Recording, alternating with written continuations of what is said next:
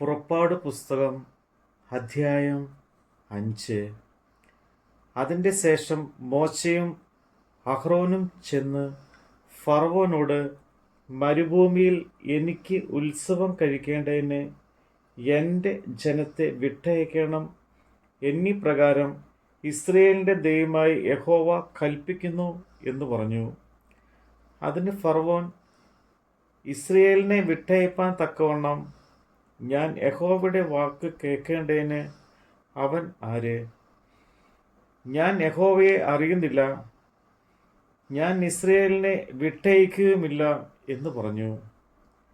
അതിന് അവർ, എബ്രായക്കാരുടെ ദൈവം ഞങ്ങൾക്ക് പ്രത്യക്ഷനായിരിക്കുന്നു.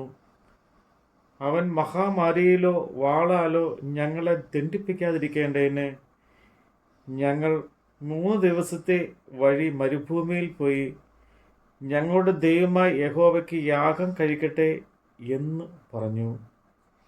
മിസ്രയീം രാജാവ് അവരോട്, മോശെ, അഹ്റോനെ, നിങ്ങൾ ജനങ്ങളെ വേല മിനക്കെടുത്തുന്നത് എന്ത്? നിങ്ങളുടെ ഊഴിയവേലയ്ക്ക് പോകുവിൻ എന്ന് പറഞ്ഞു.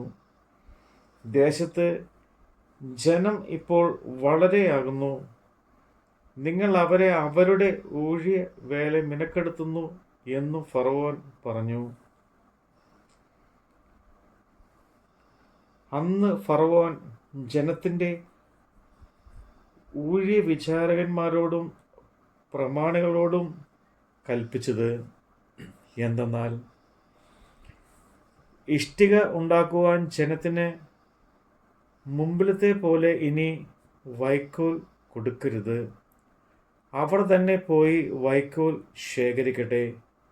എങ്കിലും ഇഷ്ടികയുടെ കണക്ക് മുമ്പിലത്തെ പോലെ തന്നെ അവരുടെ മേൽ ചുമത്തേണം, ഒട്ടും കുറയ്ക്കരുത്. അവർ മടിയന്മാർ, അതുകൊണ്ടാകുന്നു ഞങ്ങൾ പോയി ഞങ്ങളുടെ ദൈവത്തിനുള്ള യാഗം കഴിക്കട്ടെ എന്ന് നിലവിളിക്കുന്നത്. അവരുടെ വേല അതിഭയങ്കരമായിരിക്കട്ടെ, അവർ അതിൽ കഷ്ടപ്പെടട്ടെ. അവർ വ്യാജ്യവാക്കുകൾ കേൾക്കരുത്.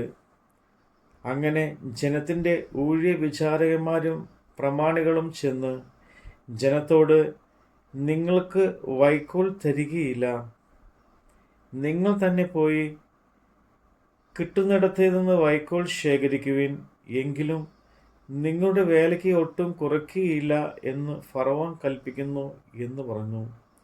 അങ്ങനെ ജനം വൈക്കോലിന് പകരം താളടി ശേഖരിപ്പാൻ ഇസ്രയേൽ ദേശത്ത് എല്ലായിടവും ചിതറി നടന്നു. ഊഴിയ വിചാരകന്മാർ അവരെ ഹേമിച്ചു.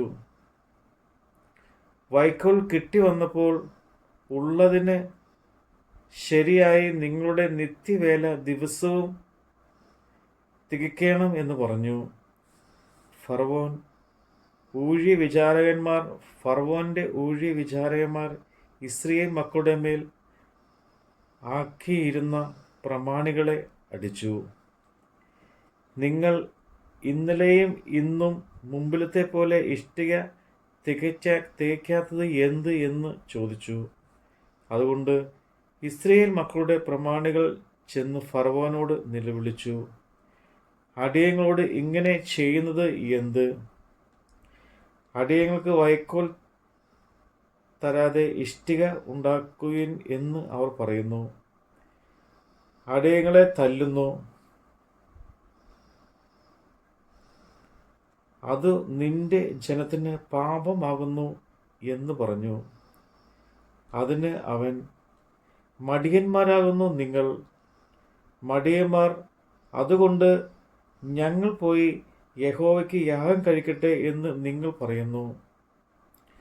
പോയി വേല ചെയ്യുവിൻ, വൈക്കോൽ തരികയുമില്ല, ഇഷ്ടിക കണക്ക് പോലെ ഏൽപ്പിക്കണം താനുമെന്ന് കൽപ്പിച്ചു. ദിവസം തോറുമുള്ള ഇഷ്ടിക കണക്കിൽ ഒന്നും കുറയ്ക്കരുത് എന്നും കൽപ്പിച്ചപ്പോൾ തങ്ങൾ വിഷമത്തിലായി എന്ന് ഇസ്രയേൽ മക്കളുടെ പ്രമാണികൾ കണ്ടു. അവർ ഫറവോനെ വിട്ട് പുറപ്പെട്ടു പോയപ്പോൾ മോശയും അഹ്റോനും വഴിയിൽ നിൽക്കുന്നത് കണ്ടു. അവരോട്, നിങ്ങൾ ഫറവോൻ്റെയും അവൻ്റെ ഭൃത്യന്മാരുടെയും മുമ്പാകെ ഞങ്ങളെ നാറ്റി. ഞങ്ങളെ കൊല്ലുവാൻ അവരുടെ കയ്യിൽ വാൾ കൊടുത്തതുകൊണ്ട് യഹോവ നിങ്ങളെ നോക്കി ന്യായം വിധിക്കട്ടെ എന്ന് പറഞ്ഞു. അപ്പോൾ മോശ യഹോവയുടെ അടുക്കൽ ചെന്ന്, കർത്താവേ, നീ ഈ ജനത്തോട് ദോഷം വരുത്തിയത് എന്ത്? നീ എന്നെ അയച്ചത് എന്തിന്? ഞാൻ നിന്റെ നാമത്തിൽ സംസാരിപ്പാൻ ഫറവോൻ്റെ അടുക്കൽ ചെന്നത് മുതൽ അവൻ ഈ ജനത്തോട് ദോഷം ചെയ്തിരിക്കുന്നു. നിന്റെ ജനത്തെ വിടുവിച്ചതുമില്ല എന്നു പറഞ്ഞു. നമ്മുടെ കർത്താവിൻ്റെ വചനമാണ് നമ്മൾ കേട്ടത്.